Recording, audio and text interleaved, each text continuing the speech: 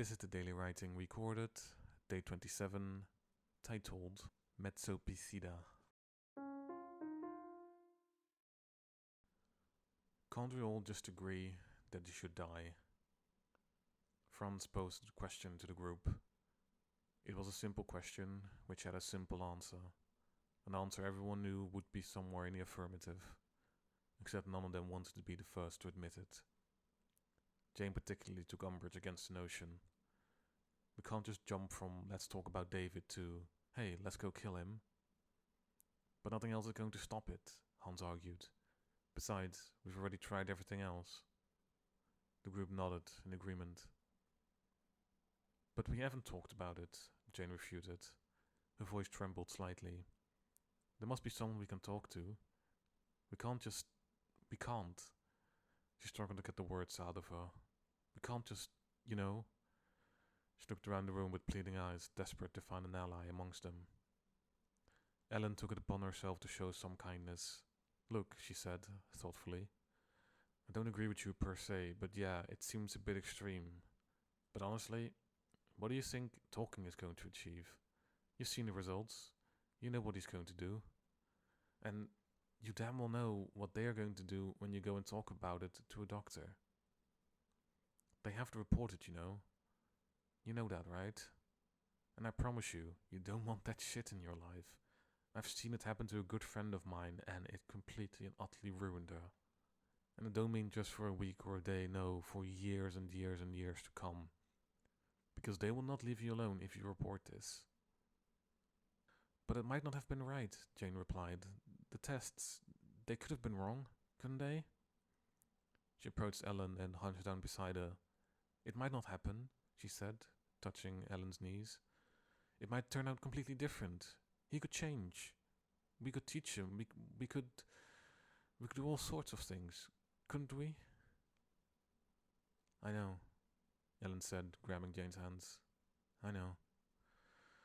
And 10 years ago you might have been right, but today you can't. You know what he will grow up to become. And unfortunately, I don't think you can change it. Sander had heard enough. We have no choice, he said as he got up from the couch. He has to die. We have no choice. David will be who he will be.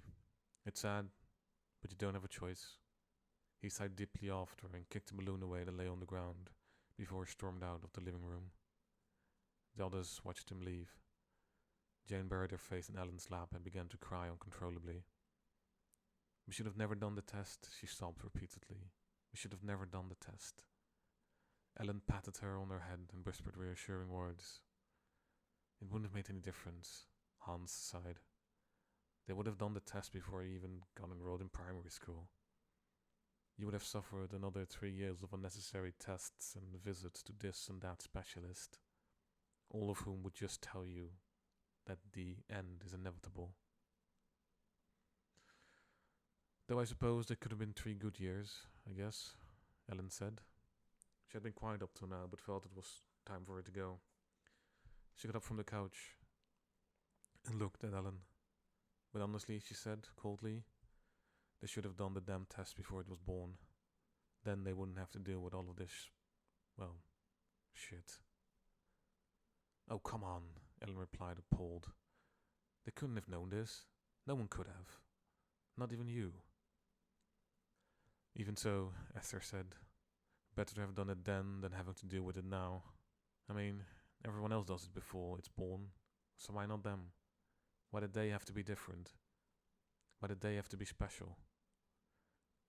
This is what happens when you want to be special about it. Esther! Ellen snapped at her. Stop being so insensitive. She repeatedly pointed to Jane with her head with a pissed off and angry face. How would you like it if this happened to you? Esther put on a thin smile. It wouldn't, she said. She then looked at Jane, clearly wanted to say something else, but managed to keep it to herself. Ellen noticed this. Yes, not everyone can be as perfect as you, she said to Esther. But Esther did not reply. She instead walked out of the living room. But before she did, she stopped at the table with presents upon them and briefly stared at them before resolutely picking one back up and carrying it with her out of the room and seemingly out of the home. Unbelievable, Ellen whispered. What a bitch. Hans had watched Esther go and now gazed back at Ellen and Jane sitting there on the couch. He wondered what he should do, but did not know what to say. This is also stupid, he sighed. This is also stupid. I mean, she might have said it harshly, but she's right, you know. They should have never let the kid be born. They should have just done the test when it was still, inside. Then we wouldn't have to deal with all of this. But oh well. It's too late now. And now they're going to have to kill their own child. What a horrible, horrible thing it is. No more has been written or recorded. Thank you for listening.